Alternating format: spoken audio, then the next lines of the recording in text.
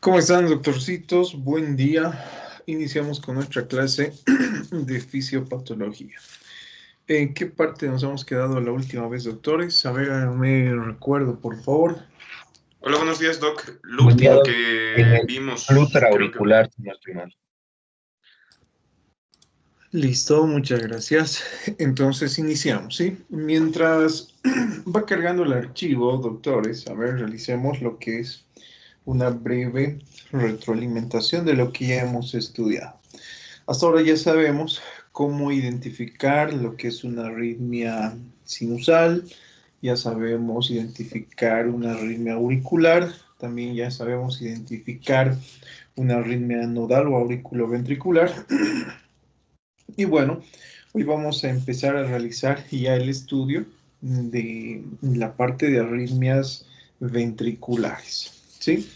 Si ustedes recuerdan lo que hemos visto con anterioridad, les había mencionado que cuando hablamos de las arritmias, podemos clasificarlas en dos grandes grupos, ¿sí? Tenemos las arritmias supraventriculares y tenemos las arritmias ventriculares. ¿Recuerdan cuáles eran las características de las arritmias supraventriculares, doctores?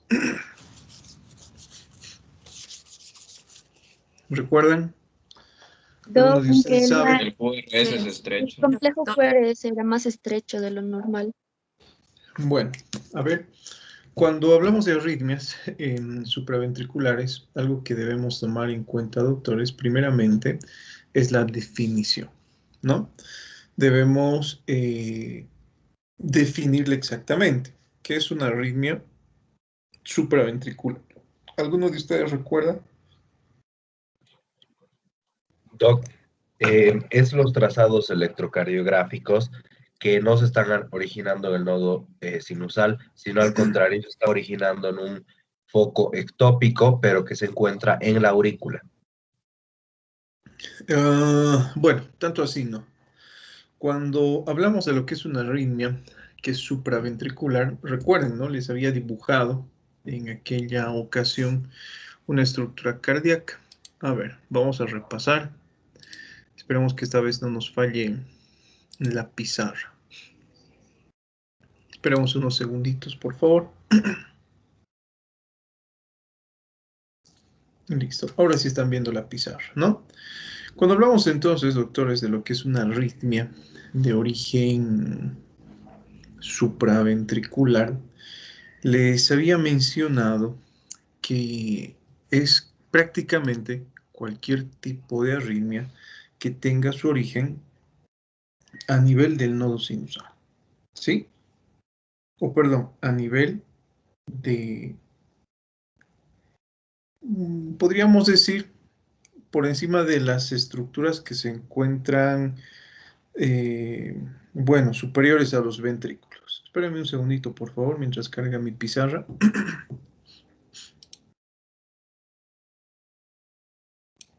Creo que ya está, ¿no? Todos ven la pizarra, ¿no, doctores?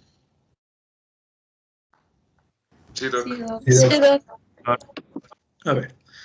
Bueno, hablemos entonces, recordemos que es una arritmia supraventricular. En aquella ocasión habíamos dibujado, había puesto este ejemplo. Tenemos lo que es la estructura cardíaca, ¿sí? Y había trazado una línea, ¿no? Les había mencionado.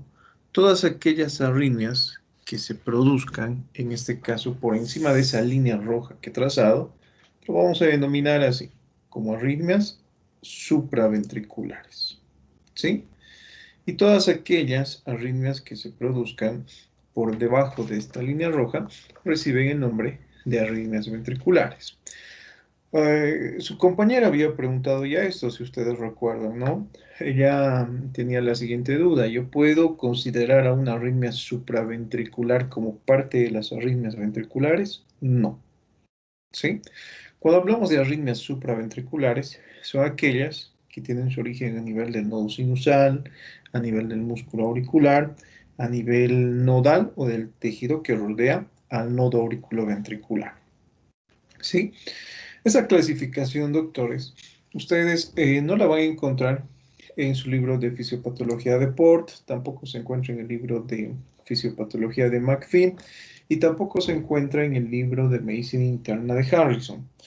Pero si realizamos el estudio de otros libros que son mucho más especializados en el estudio de cardiología, como el libro de electrocardiograma de John Hampton, este nos dice que las arritmias supraventriculares o se originan en el nodo sinusal, o en el músculo auricular, o en el nodo auriculoventricular, o en el tejido que rodea este. Listo, así de simple. Ahora, lo que ustedes estaban mencionando, cuando hablamos de una arritmia sinusal, eso, doctores, ya lo hemos visto con anterioridad, así que ya sabemos cuáles son las características, ¿no? Cuando existe un ritmo originado en el nodo sinusal, tenemos lo que es una onda P, tenemos lo que es un complejo QRS y tenemos lo que es una onda T con morfología normal. ¿Qué es lo que sucede cuando nos enfrentamos, por ejemplo, a lo que es una alteración que tiene su origen a nivel auricular? ¿Alguno de ustedes recuerda, doctorcitos? La onda P no cumplió con los requisitos. En este caso, tenemos, ¿no?, lo que su compañera ha mencionado, una onda P con una morfología diferente, pero en este caso sí es que existe una conducción entre ese foco ectópico originado a nivel auricular y que es capaz de transmitir su impulso al nodo auriculoventricular, tenemos lo que es una onda o un complejo QRS normal, ¿sí? Bueno, ahora, algo que les había mencionado con anterioridad, no siempre encontramos un complejo QRS con características normales. Recuerden que si existe un foco ectópico ubicado a nivel del músculo auricular, también forma parte de las arritmias supraventriculares. Entonces, además de encontrar lo que es una alteración morfológica a nivel de la onda P, es frecuente y es lo más frecuente encontrar un complejo QRS angosto, ¿sí? Cuando hemos mencionado qué es lo que sucede cuando una arritmia tiene su origen a nivel nodal, ¿cuáles eran las características? En este caso, a ver, observen el corazón, tenemos lo que es el sistema de conducción normal. Ustedes van a ver enseguida todo lo que estoy dibujando con verde hace referencia a lo que es el sistema de conducción normal, ¿sí? Pero ¿qué es lo que sucede cuando existe en este tipo de situación un foco ectópico que se origina a nivel nodal? Lo que ahora estoy marcando con ese color morado. Existe despolarización de los ventrículos, ¿sí? Esa es la característica. Sin embargo, electrocardiográficamente, doctores, ¿qué es lo que yo observo en este tipo de situación? También es una arritmia Intervalo PR acortado. supraventricular. Intervalo PR, no. ¿Qué me Una indica el ausencia de la onda intervalo P. PR? Ausencia ¿Qué me de indica onda el P. intervalo PR, doctores? El retraso de la Sí. conducción y el nódulo Retrasa la sinusal en conducción torno a del nodo Sí, me sinusal indica hacia lo que es la ventricular. conducción entre aurículas y ventrículos. ¿Sí? Me indica la conducción desde el nodo sinusal hacia el nodo auriculoventricular. Pero, ¿qué pasa si en este caso el estímulo se ha originado a nivel del nodo AV? No existe onda P, ¿sí? Entonces, lo que nosotros encontramos directamente es un complejo QRS que tenga estas características que estoy dibujando en ese momento. Encontramos lo que es una onda T, seguida de lo que es un complejo QRS. No existe la onda P, ¿sí? Fíjense algunos criterios, ¿no? Ahora, otros criterios que nosotros debemos tomar en cuenta se encuentran relacionados con el foco ectópico que tiene su origen a nivel ventricular. En este caso, ese punto rojo va a representar lo que es el foco ectópico ubicado a nivel ventricular. Pregunta, ¿forma parte del sistema de conducción normal del corazón? No. No. No. No, ¿Sí? ¿Existirá onda P? Tampoco. No, Tampoco existe No. onda P, ¿no? Ayer en la noche, alguno de sus compañeros les he mostrado ya los ritmos típicos de una alteración ventricular y ellos no observaban la onda P. Entonces, como no observaban la onda P, ellos decían es una arritmia auricular, porque no se observa la onda P. No, más al contrario, ¿no? Si ustedes recuerdan, este ejemplo ya lo había puesto en clases también. En este caso, la despolarización se inicia a nivel de lo que es un foco ectópico, ubicado a nivel ventricular. No está siguiendo el sistema de conducción normal, en este caso que lo hemos dibujado con verde. Entonces, lo característico, a diferencia de una arritmia, por ejemplo, supraventricular, la arritmia de tipo ventricular se caracteriza ¿por qué, doctores? El complejo QRS más ancho. Porque el complejo QRS, en este caso, bueno, es mucho más ancho, ¿no? Tenemos lo que es un complejo QRS con características morfológicas totalmente aberrantes, ¿sí? Doctor, ¿no Entonces, sería también una onda T negativa, perdón? ¿una onda qué? Una Invertida, onda doc. T negativa. P negativa, ¿por qué No, no, P, no. doctor? T. Depende, ¿sí? En caso de que exista lo que es alteración de la repolarización, sí. Generalmente este tipo de patologías conducen a lo que son alteraciones en la repolarización ventricular. Entonces, en ese tipo de situación, además de encontrar, por ejemplo, una alteración en la morfología del complejo QRS, obviamente también, doctor, encontraremos lo que es una alteración a nivel de la onda T. ¿Sí?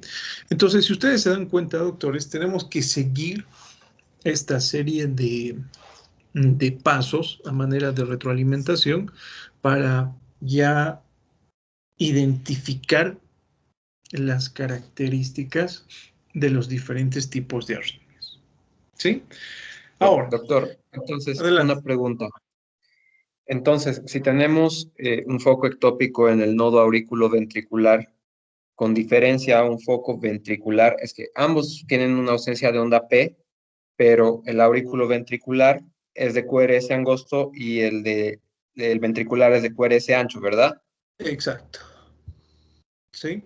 Porque las arritmias nodales o auriculoventriculares o de la unión también denominadas tienen su ubicación anatómica por encima de los ventrículos. Entonces cumple con ese criterio de lo que es supraventricular. Por eso recuerden, ¿no? Al inicio de este repaso, dentro de lo que son las arritmias supraventriculares, algo que no está detallado en su libro, pero algo que les estoy mencionando. Las arritmias que tienen su origen a nivel del nodo sinusal, a nivel del músculo auricular, a nivel del nodo auriculoventricular o el tejido que rodea al nodo, reciben nombre de arritmias supraventriculares. ¿Sí? Entonces cumplen con los criterios que hemos mencionado. ¿Sí? Está bien, ¿Alguna duda más? gracias. Bueno, antes de dejar de compartir la pizarra, vamos a poner el ejemplo de qué es lo que sucede en caso de que exista una fibrilación auricular. Algo que ya habíamos visto, doctores, si ustedes recuerdan, con anterioridad. ¿Sí? Tenemos a lo que es el corazón, tenemos el sistema de conducción, en este caso, bueno, tenemos el sistema de conducción, este puntito verde representa el nodo sinusal, el otro al nodo auriculoventricular. Recuerden cómo viaja, ¿no? El estímulo eléctrico a través de estas estructuras. Perdón, un segundito. Voy a borrar nuevamente esto. Recuerden cómo viaja el estímulo eléctrico a través de estas estructuras, ¿no? Recuerden lo que hemos mencionado. Acá vamos a hacer referencia a algo que ya habíamos estudiado con anterioridad. El estímulo eléctrico viaja de 10 a 5, les había mencionado, y tiene esa forma de despolarización a nivel ventricular, ¿sí? Eso es lo característico. Algo que les había mencionado con anterioridad es que en caso de una fibrilación auricular, por ejemplo, muchas veces uno puede confundir con lo que es una taquicardia auricular multifocal. ¿Sí? Habíamos puesto ese ejemplo. Pero les había dicho que uno no debería confundir. En ambas alteraciones, en una taquicardia auricular multifocal y en una fibrilación auricular, existen múltiples focos ectópicos. ¿Sí? Pero si ustedes recuerdan cuál era la característica fisiopatológica de la taquicardia auricular multifocal, Cada uno de esos focos ectópicos tenía la capacidad, por así decirlo, de descargar, en este caso, hacia el nodo auriculoventricular. ¿Sí? Existía un foco ectópico a nivel auricular, pero era capaz de conducir su estímulo al nodo AV y era capaz de originar la despolarización de los ventrículos. Sin embargo, ¿qué es lo que sucede en la fibrilación auricular? También tenemos múltiples focos ectópicos. También existe, en este caso, lo que es la estimulación de varias partes a nivel de la aurícula, pero esa descarga, doctores, es de forma irregular.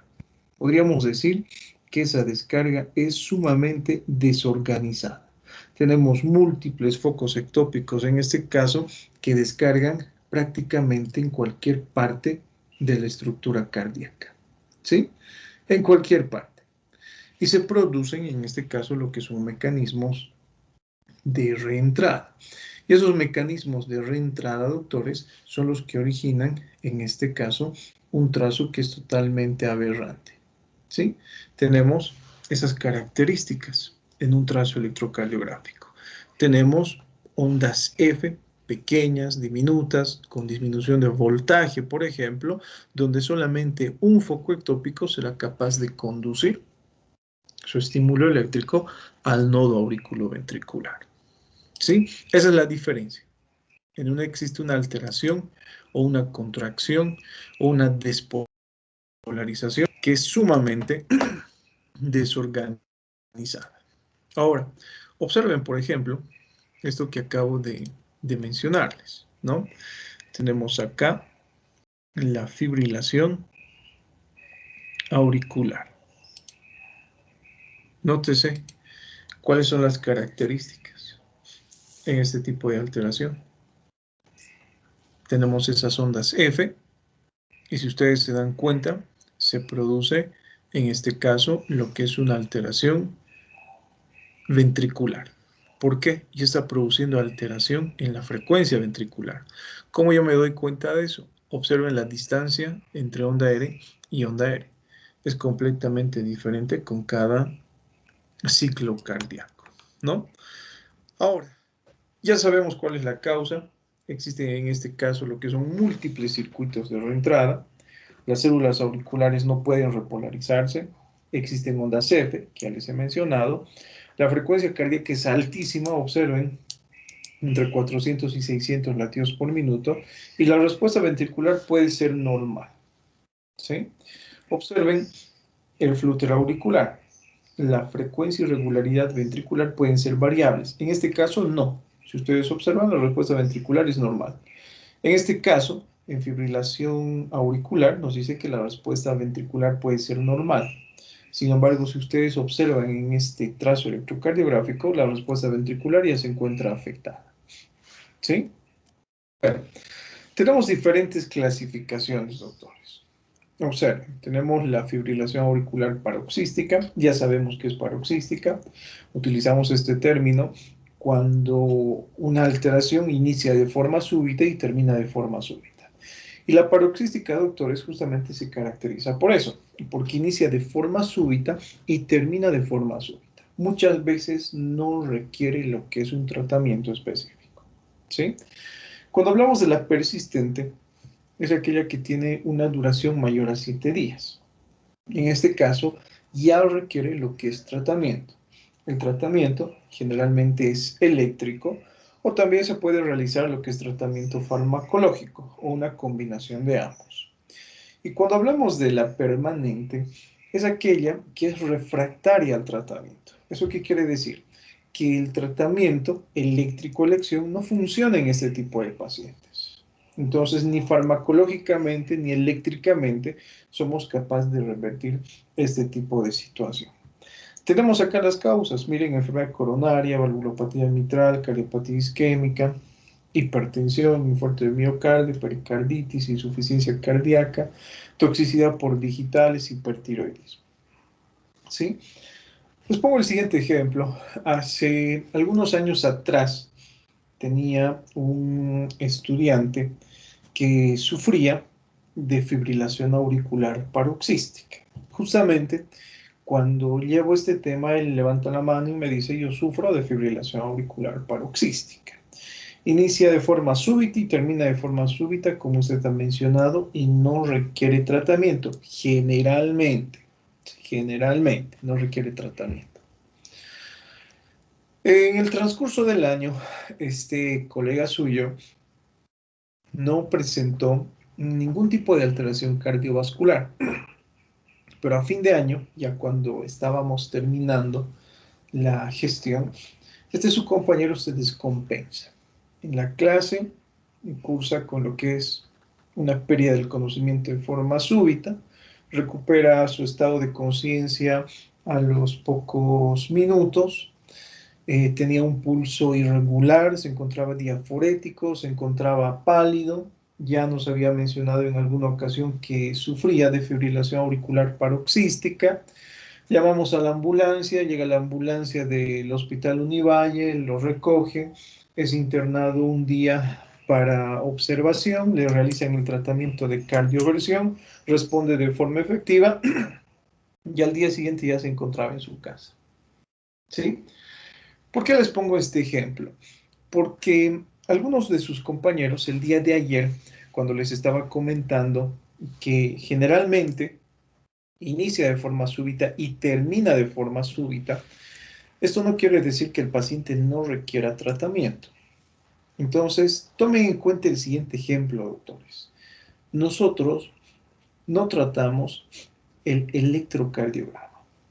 Nosotros tratamos al paciente. Recuerden que el electrocardiograma es una herramienta. Y este es un claro ejemplo de lo que les estoy mencionando. Él sufre de una fibrilación auricular paroxística, ¿sí? Que según la teoría, según la literatura nos dice que no requiere tratamiento, pero él ha presentado datos clínicos de descompensación cardiovascular. Entonces requiere tratamiento, por más que sea una paroxística, ¿sí? Cuando hablamos de una permanente, bueno, ya sabemos que es una persistente, hablamos de una permanente, recuerden que es refractaria al tratamiento. Les pongo otro ejemplo de esto, que debemos tratar al paciente y no así el electrocardiograma. Un ejemplo que es, bueno, personal, mi abuela, ella sufre de fibrilación auricular. Como antecedente de importancia, es una persona que sufría de valvulopatía mitral. Cuando yo era un niño, tenía 5 años aproximadamente, recuerdo que junto con mi padre le acompañaba a las consultas con el cardiólogo, a mi abuela, y alguna vez por allí me enteré que sufría de una valvulopatía mitral, que se ha sometido a un procedimiento quirúrgico hace varios años atrás, se ha realizado lo que es un recambio y se le ha colocado lo que es una prótesis valvular, ¿sí? Ella sufre de fibrilación auricular. Ahora, por ejemplo, yo soy su médico tratante. Ella sufre de fibrilación auricular que es refractaria al tratamiento. No responde a lo que es el tratamiento eléctrico ni al tratamiento farmacológico. ¿Qué es lo que hemos hecho en ella? Evitamos las complicaciones. Evitamos, por ejemplo, que desarrolle trombos, porque ya me adelanto, es una patología que tiene un alto potencial trombogénico. ¿Sí? Enseguida vamos a explicar por qué. Y la tratamos con heparina y algunas veces hemos llegado a tratarle con warfarina para evitar la formación de trombos y para que existan complicaciones mayores, ¿no? Fíjense que hace un año atrás aproximadamente, o probablemente un año y medio, ella presentó diaforesis, presentó palpitaciones, no presentó alteración del estado de conciencia, pero sí presentaba edema en miembros inferiores, ¿sí? Hasta las rodillas llegaban los edemas que presentaba. Presentaba ingurgitación yugular, presentaba estertores pulmonares. Todo indicaba que este cuadro había evolucionado a una insuficiencia cardíaca, ¿sí? Bueno, la llevamos al hospital, le realizamos un electrocardiograma. En el electrocardiograma nos hemos encontrado con una fibrilación auricular, paciente con antecedente de fibrilación auricular desde hace 2 décadas aproximadamente. Y bueno, hemos tratado a la paciente. No hemos tratado el electrocardiograma. ¿Sí? Ese es otro ejemplo de lo que hacemos, doctores. Ahora, ¿en qué consiste el tratamiento? El tratamiento a elección, doctores, es la denominada cardioversión.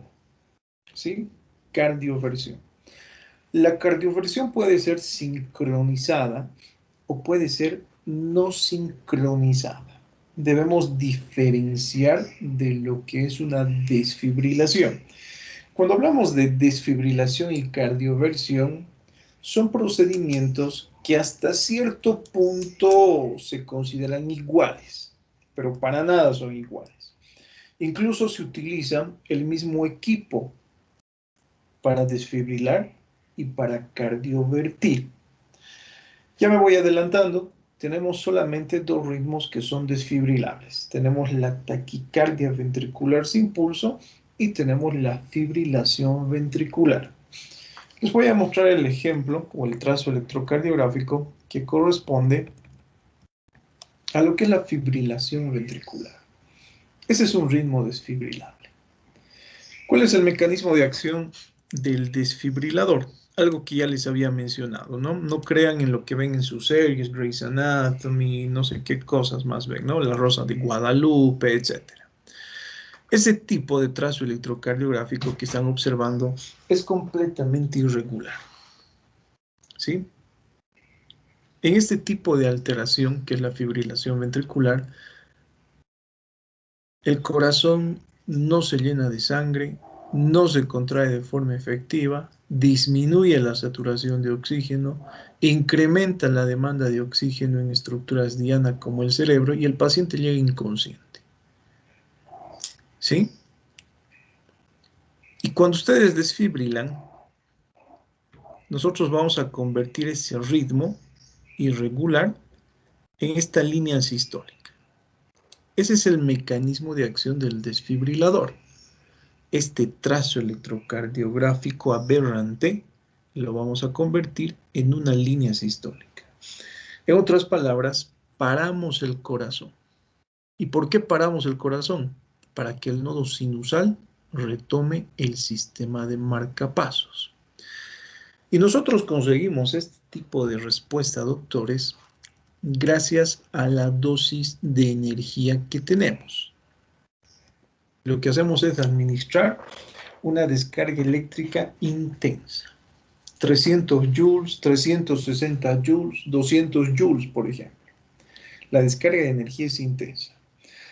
¿Qué diferencia existe con la cardioversión? Este paciente con fibrilación auricular va a acudir a su consulta consciente, hablando, sonriendo, con su estado de alerta y vigilancia conservado, orientado en tiempo, espacio, persona y listo. ¿Sí? Esa va a ser la característica. Yo voy a tener el tiempo todavía de programarle su cardioversión. ¿Sabe qué, señor? Lo voy a internar porque lo voy a cardiovertir.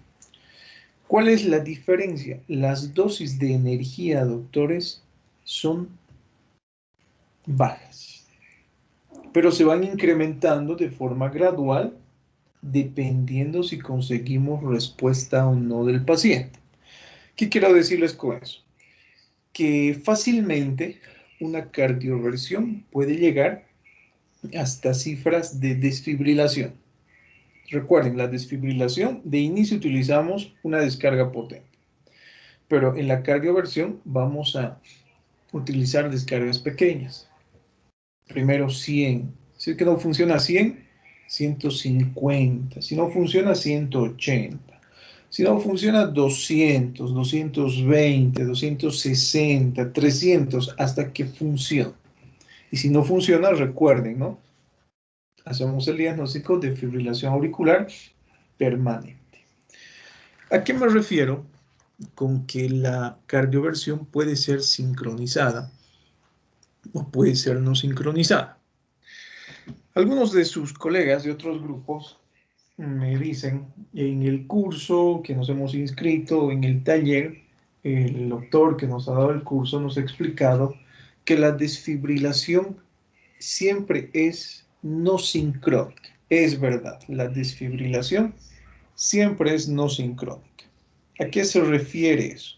Yo tengo ese trazo que sugiere lo que es fibrilación ventricular y puedo dar la descarga acá, puedo dar la descarga aquí, puedo dar la descarga acá, puedo dar la descarga en cualquier parte de ese trazo electrocardiográfico. Pero ¿qué sucede en la fibrilación auricular? Cuando yo digo que la cardioversión tiene que ser sincrónica, sincronizo la descarga con la onda R.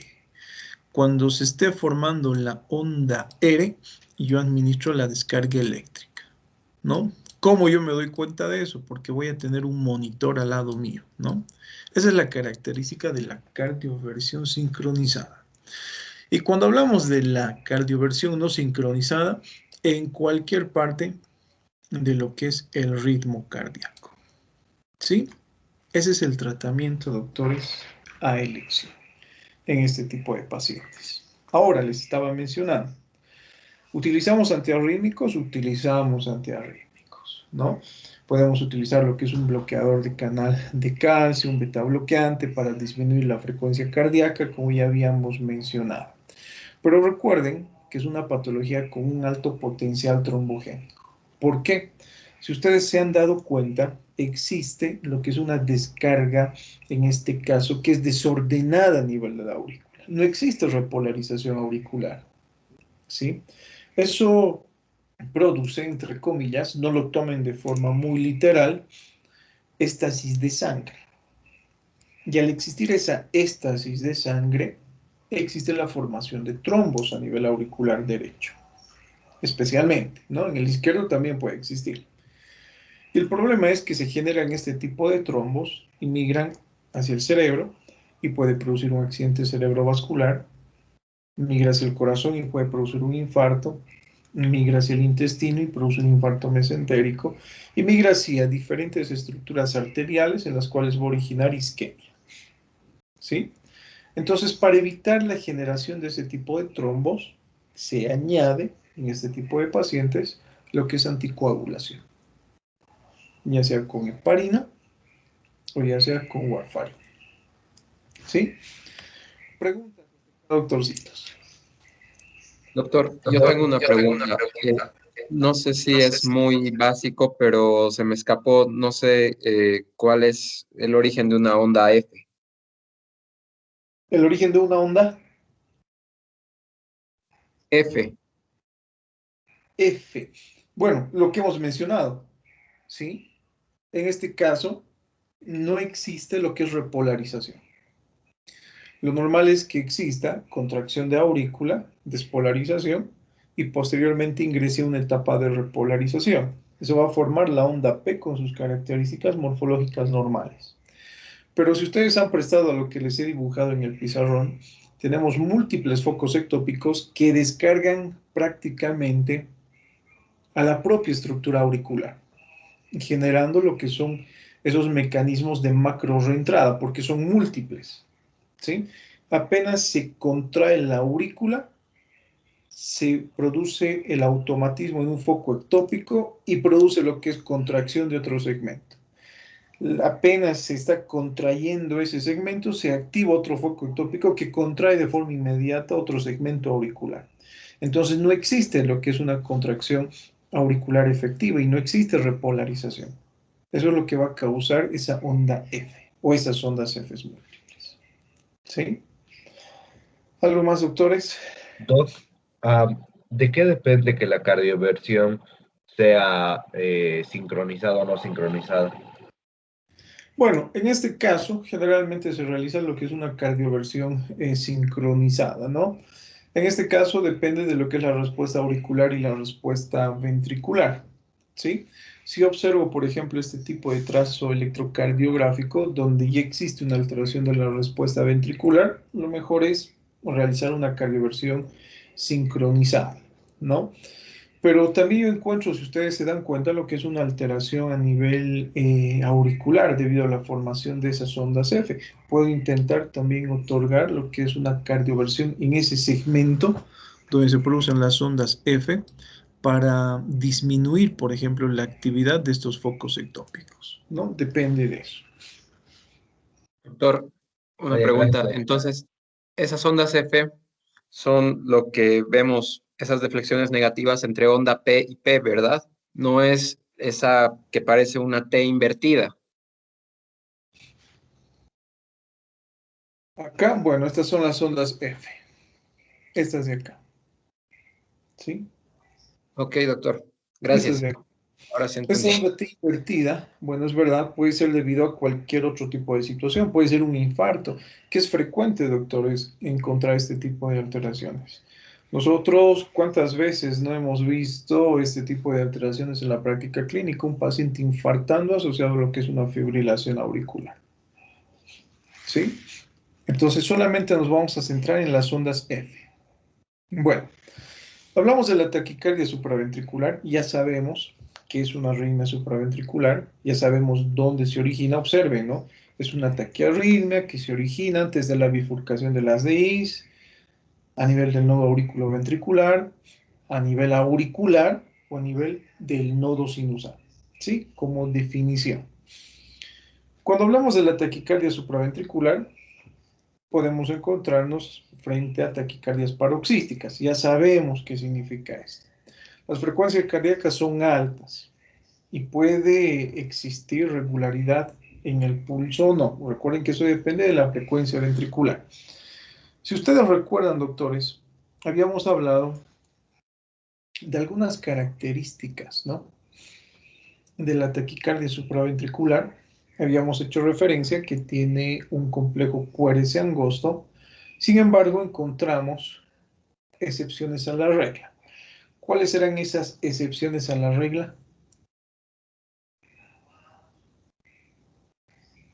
La arritmia tipo supraventricular por bloqueo de una rama derecha o izquierda, o Ya. el síndrome de Wolff, Parkinson, White, algo así. Listo, lo que mencionaba su compañera, ¿no? Tenemos arritmias supraventriculares que son excepciones a esta regla, que no cursan con el complejo QRS angosto, bloqueo de rama derecha y bloqueo de rama izquierda, ¿sí? Y tenemos al síndrome de Wolff-Parkinson-White. Bueno, ¿qué es lo que están viendo en ese tipo de alteración, doctores? Si yo les Ausencia de pregunto onda en su P. examen, si yo les pregunto en su No examen, existe onda P, es la onda T.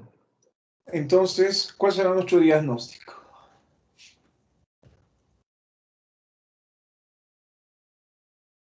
Un foco a Una nivel taquicardia auriculoventricular. Taquicardia supraventricular. supraventricular Bueno, desde si que está hablamos de originándose taquicardia en el nódulo supraventricular, es un término muy auriculoventricular. general, ¿no? Recuerden que puede tener su origen a nivel sinusal, auricular o auriculoventricular. ¿Cómo se denominará? Se está iniciando el nodo auriculoventricular. Entonces, ¿cómo se denomina? No sinusal. No, Supraventricular. no, supraventricular es un término general. ¿Es supraventricular? Sí, es supraventricular. Pero ¿cuál será el Taquicardia diagnóstico? nodal. Taquicardia Taquicardia no, de la Unión. ¿sí? Lo más correcto es denominarle taquicardia de la unión. Sí, más que nodal. Nodal también es lo correcto. ¿Es supraventricular? Sí es supraventricular. ¿Cómo se han dado cuenta que es supraventricular? A ver, aquellos doctorcitos que han respondido así. Doc, primero que nada, o sea, en ausencia de onda P podemos pensar o que se está originando en el nodo auriculoventricular o en un foco ectópico de los ventrículos. Pero en caso de que si se iniciaría en un foco ectópico los ventrículos, tendríamos complejos QRS anchos y aquí no son anchos, entonces es en el nodo auriculoventricular. Listo, está bien, ¿no? Lo que dice su compañero. No es una taquicardia ventricular, porque los complejos QRS en este caso son angostos, no son anchos. No tenemos lo que es una onda P, tenemos las ondas T. Recuerden el ejemplo al inicio de la clase que les he mencionado, ¿no? Por eso no existe onda P, es una taquicardia de la unión, ¿sí? Ahora, cuando hablamos de este tipo de alteración, doctores, les realizo una pregunta que uno de sus compañeros del grupo D me han realizado. Este estudiante me dice, yo sé, según lo que usted nos ha explicado, que la descarga a nivel del nodo auriculoventricular es baja. En el nodo sinusal, la frecuencia de descarga es de 60 a 100 latidos por minuto. Según lo que hemos visto en clases, usted ha mencionado que la frecuencia o de descarga del nodo auriculoventricular en promedio es 40 latidos por minuto y puede llegar hasta 60 latidos por minuto, según lo que nos dice el libro de Fisiopatología Deporte. Puede ser más baja incluso, de 30 a 40, según lo que hemos visto en clases. Si es que esta taquicardia, doctor, se ha originado a nivel del nodo auriculoventricular, ¿por qué existe taquicardia? ¿No debería existir bradicardia? Miren, una excelente pregunta, ¿no?, de su compañero. ¿Por qué creen, doctores?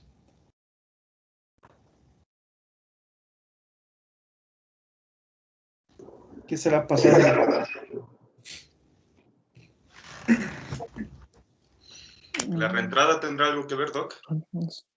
Esto, en este caso, lo que dice su compañero, ¿no? Este tipo de arritmia, doctores, se produce por lo que es un mecanismo de reentrada. ¿Sí? Entonces, a ver, esperemos unos minutitos o unos segundos para compartirles la pizarra. Doctor, disculpe, estoy teniendo problemas con la computadora. ¿Puedo ingresar desde mi celular? Puede. Era para que me acepte. Gracias, gracias. Bueno, a ver, esperamos unos segunditos que cargue nuestra pizarra. Y listo. ¿Sí? En este caso, bueno, vamos a dibujar nuestro corazón. Vamos a hacer referencia al sistema de conducción normal. Tenemos, a ver, uy, ¿qué ha pasado? Permítame unos segunditos.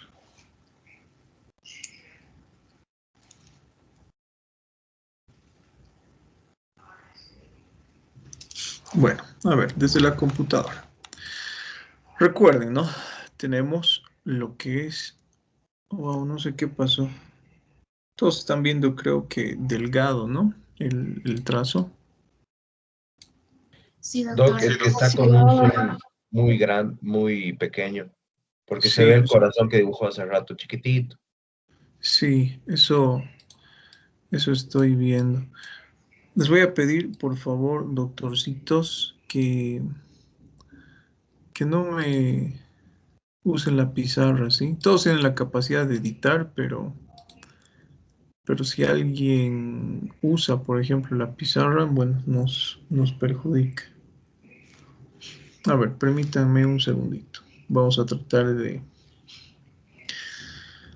solucionar eso. A ver.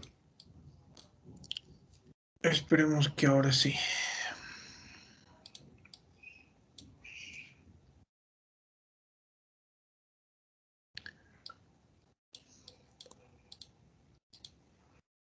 Listo. Creo que ahora sí, ¿no? Recuerden que tenemos lo que es la estructura cardíaca con las características, en este caso, de lo que consideramos un sistema de conducción normal. ¿Sí? Bueno, tenemos aquí el corazón. Recuerden cómo se transmite lo que es el impulso eléctrico. Recuerden que para esta situación o que para este ejemplo que estamos colocando, el efecto se encuentra ubicado a nivel del nodo auriculoventricular. ¿Sí? Algo que decía su compañero. Tenemos lo que es una alteración o tenemos lo que es un mecanismo de reentrada a nivel del nodo AB. Entonces, ¿qué es lo que sucede con el estímulo eléctrico? Viaja hacia el nodo auriculoventricular, se va a despolarizar lo que es una parte hacia los ventrículos, pero una porción, podríamos decir, va a formar de lo que es parte de ese mecanismo de reentrada. ¿Sí? ¿Y qué es lo que sucede en este tipo de alteración? Fíjense que antes de que exista un estímulo eléctrico originado en el propio nodo auriculoventricular, ese propio estímulo eléctrico va a ser capaz de excitar con mayor rapidez, por así decirlo, a lo que es el nodo AB. Y debido a esa alteración, debido a ese mecanismo de reentrada, el paciente presenta lo que es una taquicardia. ¿Sí? Supraventricular, ¿por qué? Porque cumple con las características que hemos estudiado con anterioridad. En este caso no existe la onda P. Ahora, observen, por ejemplo, ese tipo de alteración, que se denomina síndrome de Wolff-Parkinson-White, que también es una excepción a la regla, ¿no? Observen el complejo QRS. El complejo QRS no es angosto. Si nosotros comparamos con las otras arritmias, observen. Esta es una arritmia supraventricular. ¿Cuál es la característica del complejo QRS? Angosto. Si observamos esa, también no es ligeramente angosta, ¿sí? Pero observen cuál es la característica de ese trazo en el ritmo de Wolff-Parkinson-White, que también se produce, doctores, por lo que es un mecanismo de reentrada entre aurículas y ventrículos, y eso origina un retraso, podríamos decir, leve, en lo que es la despolarización de los ventrículos. Por eso el complejo QRS se hace un poquito más ancho. ¿Sí? Ahora, probablemente acá ustedes no noten de forma exacta por qué decimos que a ese tipo de alteración la denominamos así, como síndrome de Wolff-Parkinson-White. Para que nosotros denominemos a esta alteración como tal, debe existir la presencia de una onda que se denomina onda delta. Ya sabemos por qué se produce este tipo de alteración, ¿no? Se produce porque existe, doctores, recuerden lo que es una alteración, en este caso una reentrada, entre aurículas y ventrículos. Bueno, aquí está el corazón. Y enseguida les explico cuál es la característica de la onda delta. ¿Sí? Bueno, a ver, cuando hablamos de la onda delta, doctores, ¿qué es lo que nosotros tomamos en cuenta para este tipo de situación? Existe una onda P con características morfológicas normales, pero existe lo que es la formación, en este caso, de una, podríamos decir, a ver, espérenme, acá arriba está, sí, lo que he dibujado, ¿sí? Existe la formación de esta onda, que se asemeja, ¿no?, a una barriguita, como si a la onda ascendente de la onda R le hubiera salido una pancita, ¿sí? Esa es la característica de la onda delta. Ahora, si ustedes se dan cuenta, si nosotros proyectamos esto, por ejemplo, a ver, vamos a regresar nuevamente a nuestra diapositiva, van a poder notar que ese trazo electrocardiográfico se caracteriza justamente por eso, ¿sí? Observen acá, tenemos las denominadas ondas delta, ¿sí? Típico de aquellos pacientes con síndrome de Wolff-Parkinson-White. El mecanismo, ya saben, ¿no? Reentrada. Listo. ¿Alguna duda o pregunta, doctores? Doctor, yo no alcancé a ver la pizarra bien. Debe ser por el Zoom, ¿no? Entonces, esa reentrada lo que hace es que llega el impulso antes al ventrículo y se comienza a despolarizar antes de tiempo, y por eso se alarga el QRS y se vuelve delta.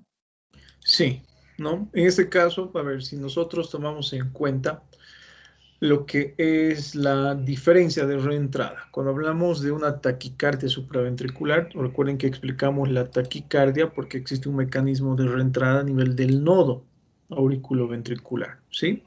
Eso origina, podríamos decir, lo que es una mayor frecuencia de descarga. En cambio, cuando hablamos del síndrome de Wolff-Parkinson-White, existe lo que es un mayor mecanismo de reentrada entre aurículas y ventrículos. Por eso se prolonga lo que es el tiempo, ¿no?, de duración del complejo QRS. ¿Sí? ¿Alguna duda más, doctores? ¿Ninguna? Entonces, hablamos, antes de realizar el estudio de las arritmias ventriculares, hablamos de otra excepción. Otra de esas excepciones, doctores, que hemos mencionado, hacían referencia a lo que es el bloqueo de rama derecha y el bloqueo de rama izquierda. ¿Sí? ¿Alguno de ustedes recuerda cuál es la característica de estas excepciones, doctores? ¿Alguno de ustedes ¿El recuerda? complejo QRS no va a ser ancho? O, delgado, estrecho. No va a ser angosto. Listo. El complejo QRS en este tipo de situación no es angosto, ¿no? El complejo QRS en este tipo de situación se caracteriza por ser ancho. A ver, permítame un segundito. Es un problema manejar la pizarra. A ver. ¿Sí? Vamos a dibujar. Ahí está. Tenemos... Lo voy a reducir el zoom para que todos puedan ver. Listo. Cuando hablamos del bloqueo de rama, doctores, bloqueo de rama derecha y bloqueo de rama izquierda, vamos a recordar primeramente las características del sistema de conducción. ¿Sí? Recuerden, ¿no? Cuando hablamos del sistema de conducción, el estímulo se propaga desde el nodo sinusal hacia el nodo AB para que posteriormente exista lo que es despolarización de los ventrículos. Entonces, en los bloqueos de rama, doctores, miren, antes de continuar, si es que hay algún interesado en realizar una presentación breve de bloqueo de rama de fascículo anterior y posterior, puede hacerlo para mañana, ¿sí? Nos explica el trazo electrocardiográfico y nos explica el proceso fisiopatológico. ¿Por qué se forma ese trazo electrocardiográfico? Y lo realiza en una presentación que no tenga más de 5 diapositivas y los primeros 10 minutos de la clase expone, ¿no? No es obligatorio, es voluntario, pero aquellos que, o aquella persona que realice lo que es una exposición de forma correcta, adecuada, nos explica el trazo electrocardiográfico y el proceso fisiopatológico, va a ser acreedor a 20 puntitos. Vamos a reemplazar una nota mala práctica que tienen, una nota de 5, 10, 0, por una nota de 20. ¿Sí? Bloqueo de rama izquierda en su fascículo anterior y en su fascículo posterior. ¿Sí? Bueno, les explico qué es lo que sucede en caso de un bloqueo de rama. Primeramente, vamos a desarrollar lo que es el bloqueo de rama derecha. Cuando hablamos del bloqueo de rama derecha, doctores, bueno, lo voy a dibujar acá con rojo, ¿sí? Existe, como dice el nombre, lo que es un bloqueo propiamente dicho, ¿sí? Existe lo que es un bloqueo a nivel de la rama derecha. No se está transmitiendo lo que es el impulso por la rama derecha.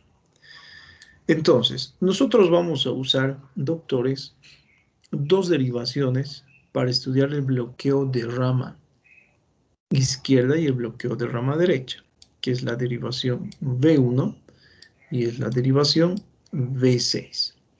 Si ustedes se dan cuenta, estoy utilizando dos derivaciones que son precordiales. ¿Recuerdan V1? ¿Con qué cara del corazón se encuentra relacionada? Cara lateral del ventrículo derecho, doctor. Lateral ventrículo derecho. Parte derecha del corazón. ¿Y V6?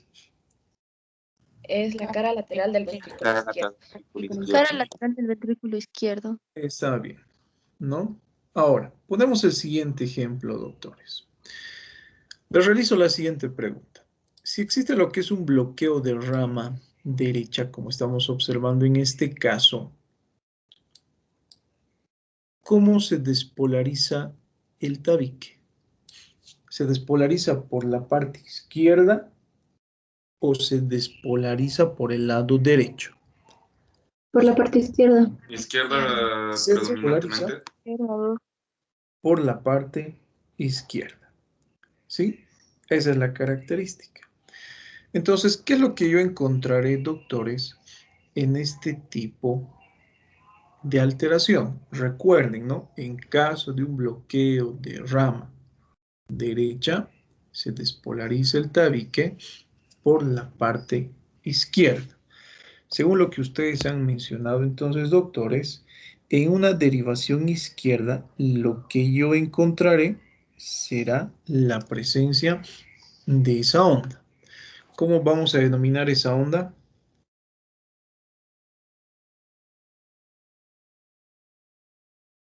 Onda Q. ¿Sí? La vamos a denominar así. Esta es la onda Q. Listo. ¿Por qué existe la formación de esa onda Q en esa derivación izquierda? Porque esa derivación Q me está indicando que existe despolarización por la parte izquierda. ¿Qué es lo que sucederá en la derivación V1? ¿Existirá despolarización, doctores, del tabique o no? Por la parte derecha. No. No, No. eso va a dar lugar a la formación de esta onda. ¿Cómo se denomina esa onda? Onda R. ¿Sí? Si ustedes están observando, esto que he dibujado hace referencia a la primera fase del bloqueo de rama derecha. ¿Sí? ¿Qué es lo que sucede posteriormente? Posteriormente, doctores, ese estímulo eléctrico, vamos a decir, en esta oportunidad, va a viajar con mayor intensidad por la parte izquierda. En otras palabras, va a existir lo que es mayor excitación de la parte izquierda. Ahora, pregunta, ¿hacia qué lado se está acercando el estímulo eléctrico? ¿Hacia la parte izquierda o hacia la parte derecha? Hacia la parte izquierda. Izquierda. Hacia la parte izquierda. Entonces, ¿recuerdan lo que hemos visto en nuestras primeras clases de electrocardiograma que les había mencionado? Si el estímulo eléctrico se acerca hacia un vector, ¿cuál es la característica de ese vector? Mayor voltaje. Es positivo. Mayor voltaje. El voltaje es positivo. ¿Sí? ¿Qué es lo que sucederá entonces en V6? Onda R Vamos a positiva. tener Vamos una a onda tener lo que es positiva. una onda R con esta característica. ¿Sí? Una onda R. Pregunta, vamos a observar el lado derecho, según lo que he dibujado. ¿Ese estímulo eléctrico se está acercando o se está alejando del lado derecho? Se está acercando. Se está alejando. Aleja. Se Se está aleja, alejando sí, del lado derecho. Entonces, ¿cuál va a ser la característica en esa derivación derecha? Voltaje negativo. La onda R es negativa.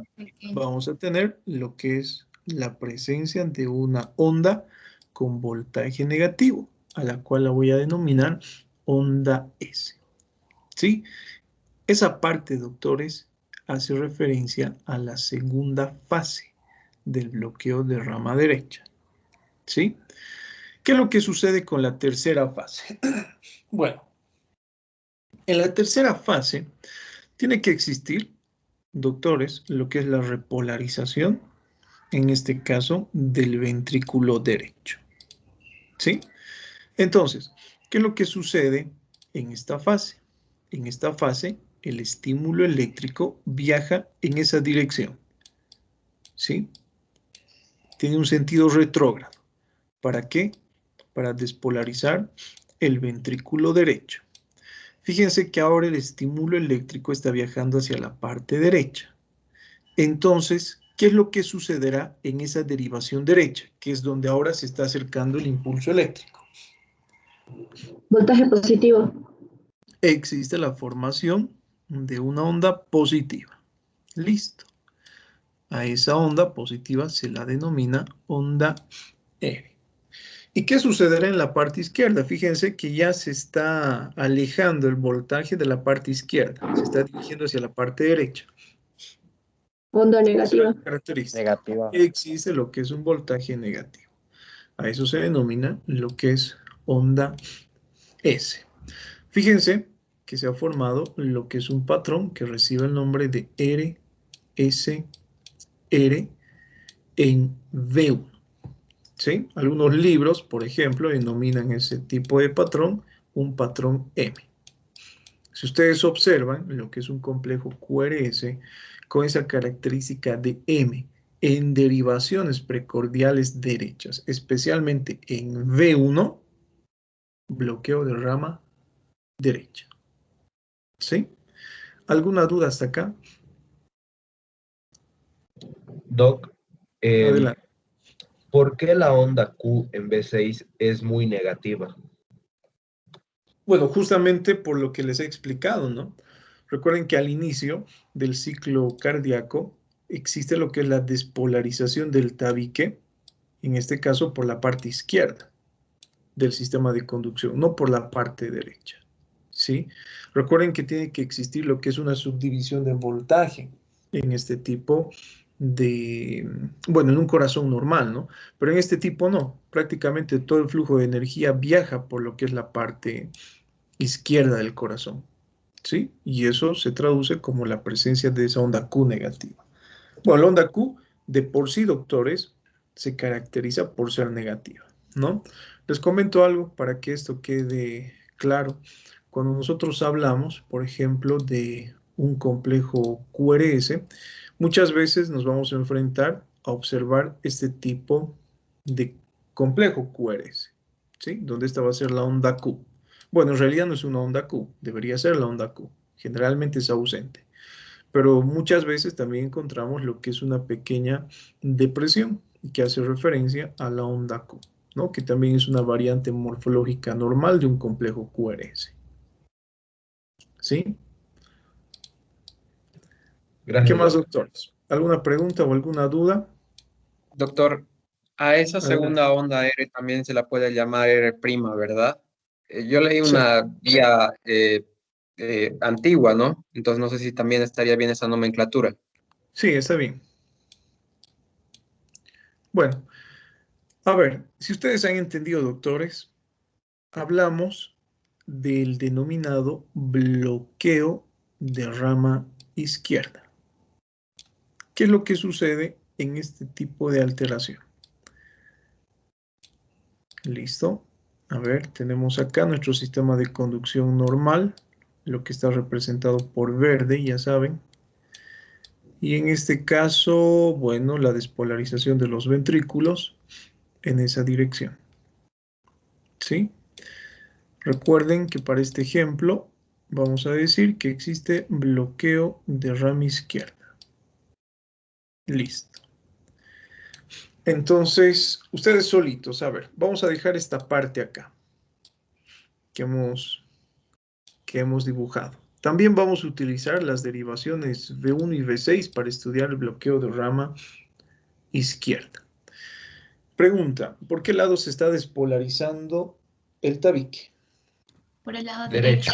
Derecho. Por el lado derecho. ¿Sí? Entonces observen la derivación derecha, ¿no? V1. ¿Qué alteraciones voy a encontrar en esa derivación derecha? Onda Q negativa. Listo. La onda Q siempre es negativa, doctor. ¿Sí? No es positiva. Onda Q, la vamos a denominar así. la presencia de una onda Q. Pero a diferencia de la onda Q del bloqueo de rama derecha, en este caso en el bloqueo de rama izquierda, existe una onda Q que es más cortita. ¿Y por qué es más cortita? Eso por anatomía. Recuerden que el músculo ventricular derecho, podríamos decir, tiene menor masa que el izquierdo. Entonces el estímulo eléctrico pasa de forma rápida, ¿no? Y eso dibuja lo que es esa onda Q cortita. Listo. ¿Qué sucederá en la derivación izquierda? No existe onda Q. En este caso, tenemos la formación de qué onda, pero Onda R. R. tenemos la formación de una onda R. Listo. Negativa. Eso hace referencia a lo que es la primera fase del bloqueo de rama izquierda. Ahora sucede prácticamente lo mismo. Existe lo que es mayor excitabilidad de la parte derecha. Entonces, la segunda fase se caracterizará por la formación de ¿qué? A nivel de la derivación derecha, V1. El estímulo está viajando con mayor intensidad ahora por el ventrículo derecho. Onda R Onda positiva. positiva. Onda R negativa nos ha dicho por ahí, los voy a colgar. Positiva es, Doc. Positiva. Onda R, la onda R es positiva en este caso, ¿sí? ¿Por qué es positiva? A ver. Porque se está acercando al vector. Porque se está acercando hacia la parte derecha del corazón. ¿Y qué es lo que encontraremos en la derivación izquierda? Negativa la onda. Una onda R negativa. Vamos a tener una onda negativa. ¿Por qué? Porque se está alejando el Porque impulso se del está vector. alejando del... Listo. ¿Sí? Porque se está alejando. Fíjense que acá ya tenemos lo que es una onda Q, tenemos una onda R, acá tenemos una onda R, tenemos una onda S. Ahora sucede prácticamente lo mismo. Tenemos en esta situación, por ejemplo, la despolarización del ventrículo izquierdo. Pero la despolarización del ventrículo izquierdo, recuerden que va a ser a partir del ventrículo derecho. Entonces, en la tercera fase, el estímulo eléctrico va a viajar en esa dirección. Y está viajando hacia la parte izquierda. Entonces, ¿qué es lo que encontraremos en la parte izquierda? En V6. Onda negativa. Ah, no, ahí sería. ¿Qué encontramos? Positiva, Doc. Encontramos Una lo que onda es positiva. positiva, que va a recibir el nombre de onda R, ¿sí? Y se está alejando del ventrículo derecho. Entonces, ¿qué es lo que observaré en esa derivación derecha? Negatividad.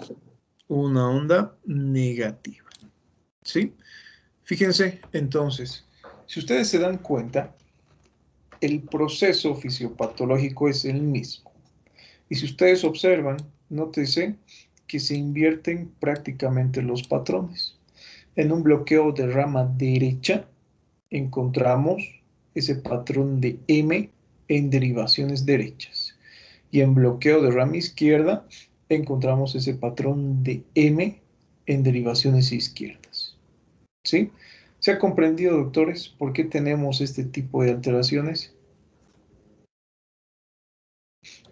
Sí, ¿O Doc. tienen alguna duda? Fácil, ¿verdad? ¿O difícil? Continuamos entonces. Observen, nuestro fin, doctores, no es complicarnos la vida. Acá observamos eso. Miren, por ejemplo, en la derivación V1, si tenemos ese patrón, M, bloqueo de rama derecha, ¿no? Acá tenemos lo que es ese patrón de W, pero que es incompleto, ¿no? ¿Sí? Observen en el bloqueo de rama izquierda. Tenemos en la derivación precordial izquierda, V6, ese patrón a manera de M. ¿Sí? Ahora, acá les pongo otro ejemplo, doctores, de que nosotros debemos tratar al paciente y no el electrocardiograma. Si ustedes observan lo que es un bloqueo de rama derecha, es inofensivo, doctores. ¿Sí?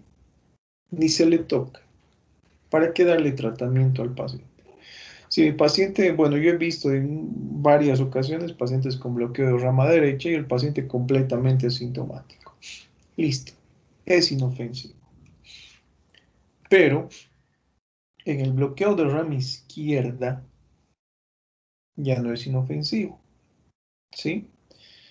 Y les pongo un ejemplo, algo que me ha sucedido hace 2 años ya aproximadamente. Llego al hospital y el médico de guardia, bueno, nos pasamos la guardia, ¿no? Me indica, tenemos un paciente que ha acudido a la consulta de emergencias por presentar dolor precordial.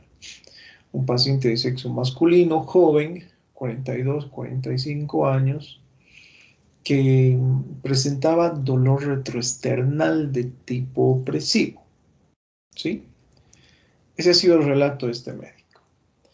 Hemos realizado un electrocardiograma y no hemos encontrado absolutamente nada.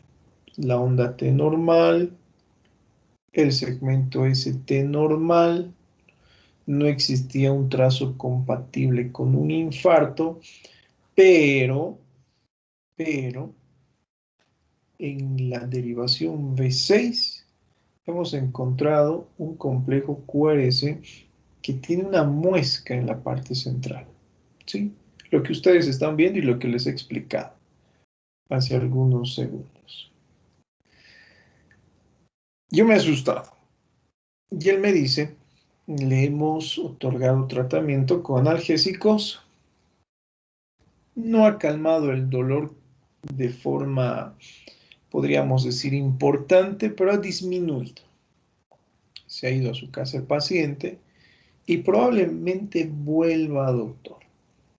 Miren, ha sido un error grande que ha cometido este médico. ¿Sí? Estaba tratando el electrocardiograma. En el electrocardiograma ha visto bloqueo de rama izquierda, como no ha visto onda T negativa, como no ha visto lo que es una alteración del segmento ST, no le ha dado importancia. Más adelante, doctores, vamos a aprender eso, ¿sí? Que existe alteración de la onda T del segmento ST, me indican periodos evolutivos completamente diferentes.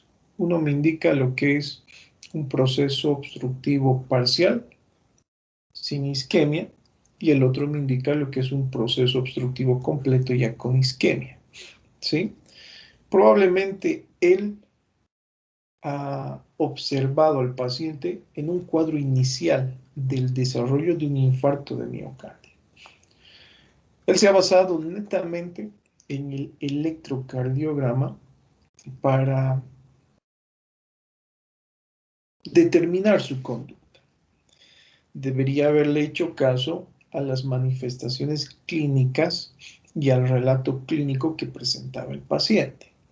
¿Sí? ¿Por qué les comento esto? Si el paciente presenta bloqueo de rama izquierda y presenta lo que es sintomatología adicional, un leve dolor precordial, ¿sí? Incluso una molestia a nivel precordial, que ni siquiera cumpla con las características semiológicas de un dolor que sugiere infarto, internenlo para observación, doctores. ¿Sí? Porque es uno de los trazos frecuentes en aquellos pacientes que desarrollan un infarto agudo de miocardio. Y esto es lo que ha sucedido.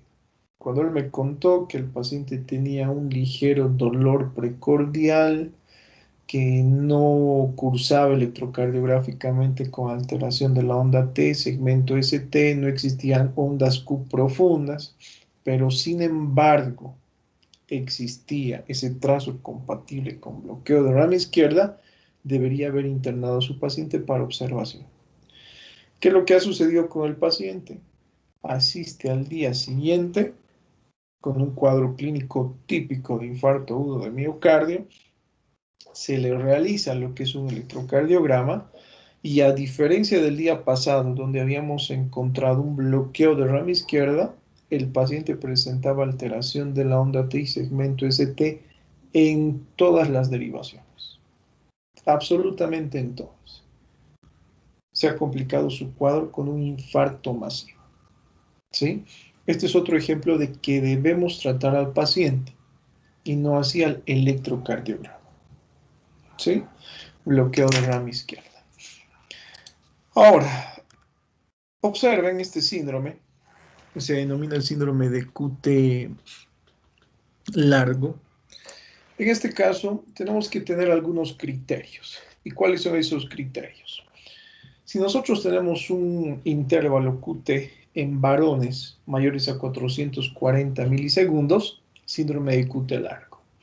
En mujeres vamos a ampliar un poquito más esto, ¿sí?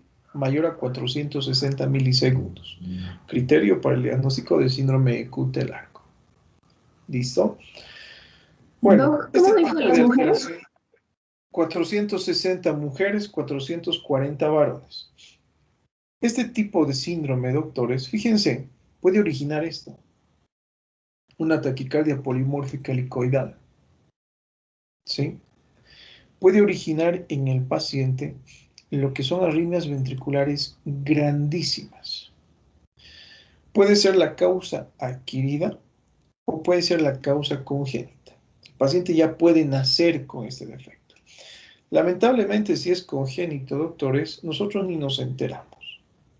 Yo les aseguro que alguna vez ustedes han oído por allí que era un paciente joven, que era deportista, que no fumaba, que no bebía, pero que ha muerto debido a un paro cardíaco. Esta puede ser una probable causa, ¿no? El síndrome de QT largo, debido a un defecto congénito, ¿no? Una de las múltiples causas. Otra es la miocardiopatía dilatada, por ejemplo. Cuando hablamos de una causa que es adquirida, está relacionada muchas veces con antiarrítmicos, verapamilo, amiodarona, con algunos agentes anestésicos. Muchas veces está relacionado incluso, doctores, con antibióticos como la eritromicina, ¿sí? Por eso no es darles antibióticos a estos pacientes y ya. Muchas veces los intoxicamos con este tipo de fármacos y el paciente se muere y presenta lo que es una taquicardia polimórfica. ¿Qué es lo que ustedes están observando? Y es una alteración ventricular. ¿Cómo yo sé que la alteración es ventricular? Porque yo estoy observando alteración a nivel de los complejos QRS. Sí, producen arritmias ventriculares graves. Y ya sabemos a qué nos lleva esto, ¿no? Alteración del llenado ventricular, disminución de la perfusión de oxígeno y en casos graves la muerte súbita del paciente. Uno de los fármacos que últimamente ha estado produciendo este tipo de alteración, no solamente en nuestro país, sino a nivel mundial, es la hidroxicloroquina, ¿sí? Si ustedes recuerdan, el año pasado, cuando hemos iniciado con esta pandemia, cuando hemos iniciado con esta cuarentena, nosotros ya veíamos venir a lo que nos estábamos enfrentando, ¿sí? Por suerte no lo hemos pasado tan mal, ¿no? Pero nos llegaban recomendaciones de algunos colegas europeos, de algunos colegas asiáticos, sobre qué es lo que debemos hacer ante la infección por coronavirus. Y habían recomendado el uso de hidroxicloroquina. Nosotros, bueno, podríamos haber usado hidroxicloroquina, pero lamentablemente como formamos parte de un país latinoamericano, no tenemos los medios, podríamos decir, ni los equipos necesarios para hacer frente a este tipo de situaciones, ¿no? A este tipo de complicaciones. Y eso no solo lo sufre Bolivia, sino lo sufre países desde México hasta la Argentina, ¿sí? Entonces nos reunimos en un consejo médico y decimos, no podemos utilizar hidroxicloroquina, necesitamos lo que es servicio de terapia intensiva a las 24 horas del día. Si vamos a medicarlos con hidroxicloroquina, requieren, en este caso, monitorización las 24 horas, porque pueden desarrollar una taquicardia ventricular polimórfica o helicoidal y producir la muerte del paciente. Entonces no nos animamos a usar por estas situaciones, porque ya sabíamos cuál es el efecto de la hidroxicloroquina, porque no es un fármaco nuevo. Y resulta que en junio, julio, estas asociaciones europeas y asiáticas, incluyendo lo que es la Organización Mundial de la Salud, nos dice prohibido el uso de hidroxicloroquina, porque produce lo que son alteraciones cardíacas. Bueno, qué tontos, ¿no? Los de la Organización Mundial de la Salud, era algo que ya se sabía hace décadas. ¿Sí? Se prohíbe completamente y disminuye lo que es las muertes por el uso de este tipo de fármacos. Entonces, fíjense, ese es un ejemplo de una causa adquirida. ¿Sí? Ahora, ¿qué es lo que sucede en este tipo de alteración? Si ustedes observan, tenemos lo que es una inversión del voltaje del complejo QRS. Fíjense, tenemos complejos QRS que son positivos, seguidos de complejos QRS que son negativos. ¿Sí? De allí el nombre de helicoidal. ¿Qué es lo que sucede con el estímulo eléctrico? Rota sobre un propio eje. Y eso produce este tipo de alteraciones morfológicas que, como les he mencionado, son capaces de producir la muerte súbita del paciente. ¿Sí? Ahora, vamos a estudiar este tipo de arritmias y les realizo una pregunta.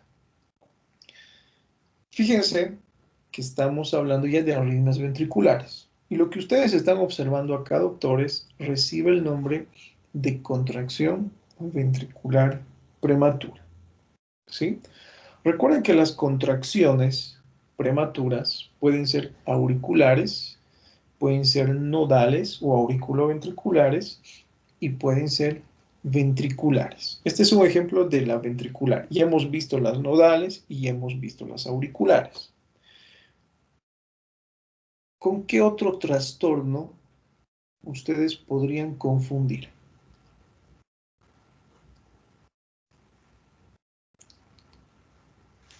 ¿Con qué podrían confundir, Un paro doctores, en su sinusal. diagnóstico? ¿Con qué, perdón? Un paro sinusal, tal vez. No, acá no hay paro sinusal. Con una extrasístole, doctor. Esta es una extrasístole ventricular. ¿Sí? Contracción ventricular prematura o extrasístole. ¿Con qué podrían confundir? Hemos visto ese tipo de alteraciones. Y muchas veces aquellas personas que tienen poca experiencia confunden con este tipo de alteración. Recuerdan que hemos estudiado hace poquito los denominados ritmos de escape. ¿Qué es un ritmo de escape?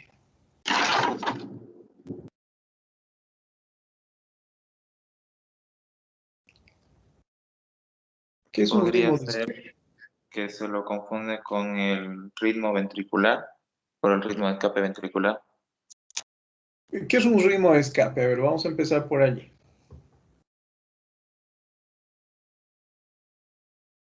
Puede ser la modificación de una onda P alterada que nos va a inducir a un complejo QRS y una onda P normal, o sea, como que tratando de recuperar. No, ¿qué es un ritmo de escape? ¿No es cuando otra estructura que no es el nodo sinusal se hace cargo del ritmo del corazón? Listo, eso es.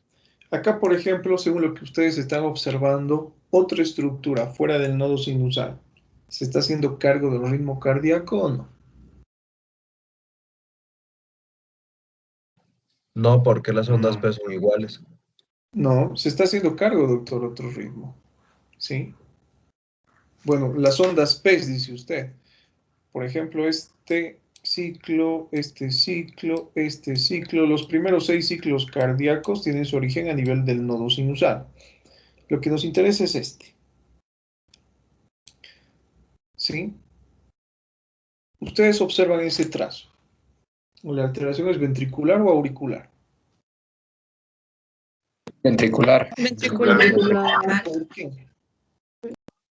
porque no va precedida de onda P. Alteración de onda. Pues, Porque no va precedida de onda P. Ese no es criterio. Ojo, No, están el confundiendo QRS de criterio. ancho. Por la QRS presencia ancho. del complejo QRS ancho.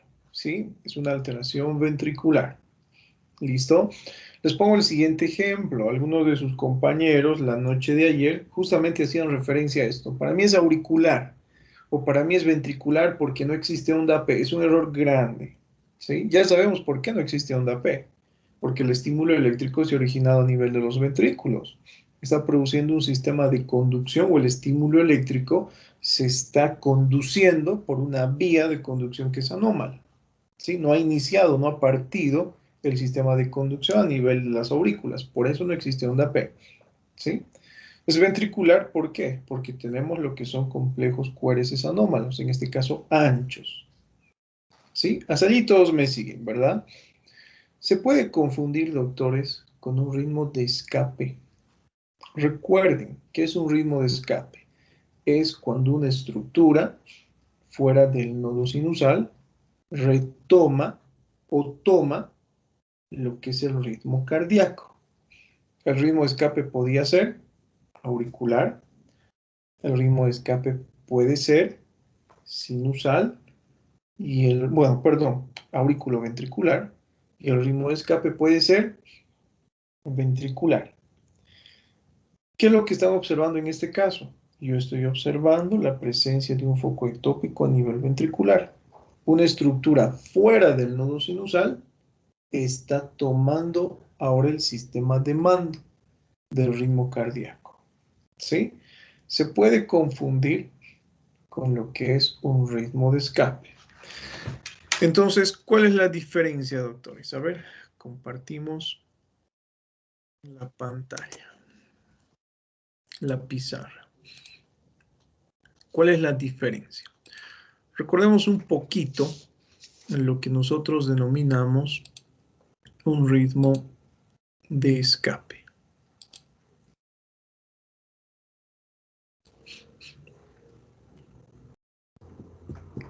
Esperamos unos segunditos, por favor.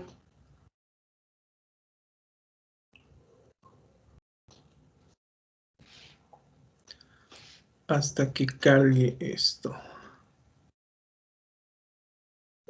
Listo. Vamos a hacer zoom. Borramos esto. Todos están viendo, ¿no, doctores? Ahora la pizarra, lo que estoy borrando. Sí, Sí, doctor. Sí, doc. Listo. Ahora sí. Hablamos de lo que es un ritmo de escape.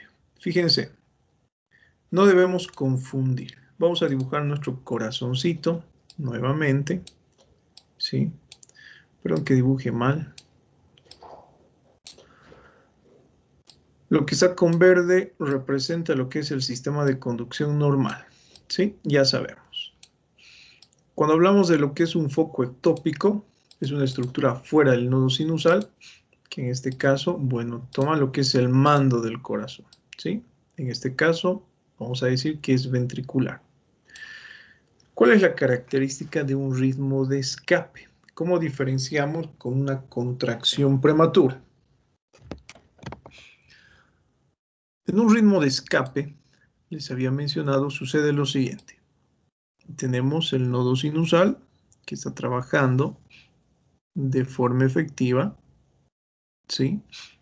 Pero por alguna situación que desconocemos, dejó de trabajar. Y eso produce lo que es un lapso de tiempo, ¿no? Entre latido y latido. ¿Qué es lo que sucede cuando un foco ectópico a nivel ventricular toma ese sistema de mando? Tenemos un complejo QRS alterado en su morfología, que se produce, pero en este caso, posterior a esa pausa que ustedes están observando. Esa es la característica de un ritmo de escape. ¿Cuál es la diferencia con una contracción prematura? En este caso ventricular. Tenemos una onda P con características normales, perdón. Voy a dibujar de mejor manera. Una onda P con características normales. Complejo QRS normal. Onda T normal. Otra vez una P normal. Complejo QRS normal. Onda T normal. Pero, en este caso, como dice el nombre, se adelanta lo que es un latido. Y a ese latido le sigue lo que es una pausa compensatoria. Si ustedes se dan cuenta, ¿Qué es lo que sucede? ¿Cuál será la diferencia, doctores? Fíjense que es lo mismo. En este tipo de alteración, un foco ectópico a nivel ventricular ha tomado el ritmo cardíaco. Y en este caso también, un foco ectópico a nivel ventricular ha retomado o ha tomado el ritmo cardíaco. Pero ¿cuál es la diferencia entre el ritmo de escape y contracción ventricular prematura? En el ritmo de escape va a existir una pausa antes de este nuevo complejo QRS que es retomado por otra estructura, pero en la contracción ventricular prematura esta pausa va a ser después de que se ha efectuado este latido prematuro. Listo, esa es la diferencia. Y es lo mismo, doctores, para los criterios, por ejemplo, de un ritmo de escape auricular. Tenemos ese latido y supongamos que en este caso, por alguna situación que desconocemos, dejó de funcionar el nodo sinusal y un foco ectópico ha tomado el ritmo cardíaco. ¿Qué es lo que yo voy a encontrar? Una onda P alterada en su morfología, pero que es capaz de conducir un complejo QRS, ¿sí? Ritmo de escape. ¿Qué sucederá, por ejemplo, en una contracción auricular prematura? Que hemos hablado, ¿no? Contracción auricular prematura. Tenemos una onda P que se adelanta. Y esa onda P conduce un complejo QRS y posteriormente se produce la pausa compensatoria. Lo que nos ha mencionado su compañero, en el ritmo de escape, para que yo lo denomine como tal, antes de que se origine ese ritmo de escape existe una pausa, ¿sí? Y en la contracción auricular prematura, en la contracción ventricular prematura, la pausa es después de que se ha originado ese estímulo eléctrico, ¿sí? ¿Se ha comprendido, doctores? No se van a confundir en su examen. No creo. ¿Cómo dijo que se llamaba la segunda onda? Perdón, Doc, después del ritmo de escape auricular, ¿cómo se llamaba? ¿Cómo, perdón? ¿Cuál onda? La onda, perdón, el gráfico inferior, el electrocardiograma inferior, digamos. ¿Pero ¿Cómo cuál es dijo su...? que se llama? O sea, el Bueno, nombre. contracción ventricular o contracción ¿Prematura? prematura. Contracción Ya. prematura, que puede ser auricular o que puede ser ventricular, ¿sí? Ya. En este caso ya sabemos qué observar, ¿no? En este caso sabemos que tenemos que visualizar las características de la onda P y el complejo QRS, ¿sí? Les pongo un ejemplo, Gracias. a ver. Supongamos tenemos este tipo de alteración.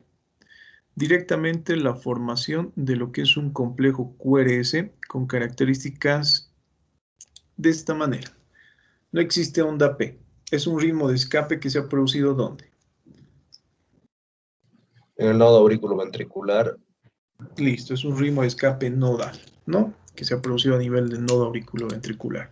Entonces, diferencias, doctores, para reconocer. Fíjense que no podemos confundirnos. ¿Listo? Bueno, si observamos un trazo así, extrasístole ventricular o contracción ventricular prematura. ¿Qué es lo que les llama la atención de este trazo?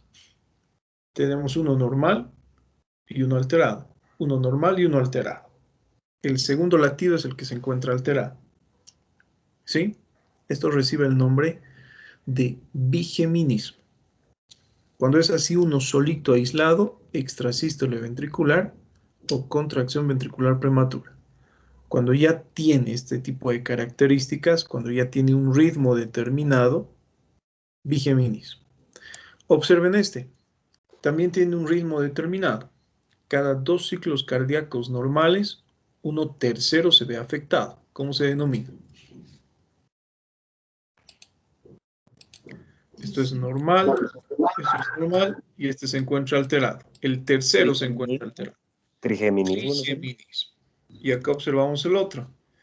El primero es normal, segundo normal, tercero normal y el cuarto alterado. Y se repite, ¿no? La alteración. 3 normales y el cuarto alterado. ¿Cómo se denomina? Trigeminismo. Cuadrigeminismo. ¿Sí? Bueno, bigeminismo, trigeminismo, cuadrigeminismo forman parte de lo que son las contracciones ventriculares prematuras. ¿Sí? ¿Dudas, doctorcitos? Pero, Doc, en el bigeminismo, trigeminismo y cuadrigeminismo, ¿el complejo alterado siempre va a ser igual en los demás? No, pueden variar, como en el último caso que hemos Sí, visto. por eso consultaba. Ah, ya, doc. Variar. Pero lo que nos importa es la secuencia. Si es que se produce cada uno, bi. Si es que se produce cada dos normales, tri. Si es que se produce cada tres normales, cuadrigeminismo. Pueden variar las características morfológicas de los complejos QRS entre sí. ¿Sí? ¿Y pueden coexistir un bigeminismo con un trigeminismo, doctor? Difícilmente. ¿Sí? Difícilmente. En ese caso es mejor hablar de contracción ventricular prematura. Para hablar de bi y trigeminismo tiene que existir necesariamente esa característica de presentarse la alteración por ciclos continuos, ¿no? Doc, ¿y estos bigeminismos, trigeminismos se van a ver en todas las ondas del electrocardiograma o en algunas? No, generalmente vemos en todas las derivaciones del electrocardiograma. Doc, me he confundido en esta última parte. Esto del bigeminismo, trigeminismo y cuadrigeminismo es aparte de lo que son las arritmias ventriculares, la contracción ventricular prematura, ¿no? Bueno, son contracciones ventriculares prematuras, doctor. Solamente que como se repiten en secuencia, como les he mencionado, cada dos latidos normales, cada tres latidos normales, cada latido normal, los términos adecuados son bigeminismo, trigeminismo o cuadrigeminismo. Son contracciones ventriculares prematuras. Ya, gracias. ¿Sí? Pero si es así en ciclos, como hemos visto, lo mejor es denominar así, bi, tri o cuadri. Si es uno aislado, entonces hablamos de lo que es contracción ventricular prematura o extrasístole ventricular. ¿Qué más, doctores? Nada más. Entonces les llamo lista. Yo creo que el día de mañana vamos a terminar el temario, doctores. Sí, esperemos que sí. He estado revisando sus trabajos de electrocardiograma y una gran mayoría tiene muchas deficiencias, ¿no? Para empezar, algunos han realizado la redacción como han querido. Por ejemplo, me han colocado ritmo sinusal porque la onda P es normal y no sé qué cosas más. O sea, trabajos con redacciones pésimas. Y recuerden que ya tenemos que utilizar, ¿no? Palabras técnicas. Incluso les he mencionado cómo realizamos la lectura de un electrocardiograma. Entonces, a manera de práctica, les voy a pedir que trabajen sobre sus trabajitos que han presentado, que ya vayan realizando lo que son diagnósticos precisos. ¿Sí? Hasta ahora hemos visto, o hasta ahora les he pedido que trabajen en lo que es frecuencia y lo que es eje cardíaco. Entonces ya vayan viendo los mismos ejercicios que han presentado para determinar sus diagnósticos. Si estamos observando bloqueos de rama, etcétera. ¿Sí? Estamos tratando de programar, como nuestro examen ya es el siguiente jueves, un repaso general de todo esto, doctores, porque realmente se requiere mucha práctica, requieren visualizar muchos trazos electrocardiográficos. Entonces, estamos programando una clase extra, probablemente este fin de semana, con todos los grupos para estudiar estos trazos electrocardiográficos que les he dejado la anterior vez. Probablemente este fin de semana suba otros trazos adicionales en los cuales van a trabajar. Y si no se puede este fin de semana, el día martes, ¿qué hacen en la tarde, doctores? Tenemos clases a las Salud pública. 5:45. Sí. Bueno, vamos a ver entonces, ¿no? Porque el día martes estoy viendo de programar lo que es un repaso general desde las 4 de la tarde hasta las 8 de la noche. Entonces pueden unirse a este repaso general, siempre y cuando no programemos el fin de semana, ¿no? A este repaso general para realizar lo que es un estudio detallado de los trazos electrocardiográficos. Ahora, doctores, como les había recomendado, probablemente más de uno tengan dificultades en lo que es el estudio de estos trazos electrocardiográficos. Cualquier curso que ustedes encuentren, doctores, inscríbanse, ¿sí? Ahora, por ejemplo, la San Simón, la UPAL, eh, algunas asociaciones llevan estos cursos más o menos para estas fechas. Entonces sería bueno que se inscriban, ¿sí? Entre más practiquen, mejor, doctores. Si ven algún curso por allí de electrocardiograma, excelente, métanse. Recuerden que los días jueves, ¿no? Tienen estas clases gratuitas por Facebook desde México, entonces también les va a servir, ¿sí? No se confíen, doctores, con la parte de electrocardiograma. ¿Listo? Bueno, a ver, les llamo lista. Avan, Presente, doctor. Avan. Bueno, les comento, en este curso que les he recomendado, el primer taller era, ¿no? Electrocardiograma, donde les han enseñado. ¿Alguno de ustedes inscrito, doctores, de este grupo? ¿Qué han visto? Yo, doctor, ¿Qué es lo que- hemos visto algunas de estas arritmias. Por ejemplo, hemos visto fibrilación ventricular al final. Estaba en orden, pero como no conocía también, un poco de memoria nomás, lo que hemos visto de Flutter también hemos visto. Es lo que me acuerdo. Entonces, como les digo, bueno, es de gran ayuda porque ya les ayuda a reconocer, ¿no? Ritmos cardíacos. Si mal no recuerdo, si no estoy mal, creo que este sábado van a ver, yo estoy invitado para la última clase, que son infartos, ¿sí? Dentro de el siguiente sábado, lo que son infartos. Para esta semana, para este fin de semana, si mal no recuerdo, creo que tienen programado lo que son las actualizaciones de la AJA, ¿sí? De lo que es bradicardia, taquicardia y de lo que son arritmias. Entonces, seguramente también van a haber trazos electrocardiográficos, seguramente van a ver lo que es reanimación y tratamiento, ¿no? Y sobre todo los algoritmos para tratar este tipo de pacientes. Entonces, sería buena idea, doctores, que se comuniquen con la organizadora y también traten, ¿no? De preguntar cuál va a ser el temario este fin de semana y el que quiera puede inscribirse, ¿sí? De todas formas, vamos a repasar, pero a ver, vamos a ver qué tal les va. Avan, Presente, doctor. Acebo, Presente, doctor. Argote, Presente, doctor. Raya, nuestra Raya, Barral, Presente, doctor. Barriga, Presente, doctor. Bilbao, Presente. Castellanos, Presente. Asa, Presente, doc. Encinas, Encinas, presente, doctor. Ferreira, Presente, doc. Flores, Presente, doc. Flores Navia, Presente, doctor. Gamboa, Presente, doctor. Caray, nuestra Presente, Caray, doctor. Gómez, Presente, doctor. Gómez presente. Angulo, Presente, doctor.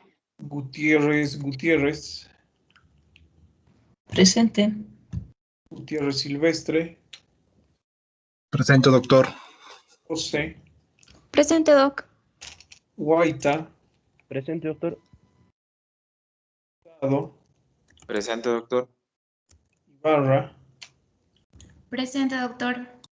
Loaiza, Loaiza, presente, doctor. López,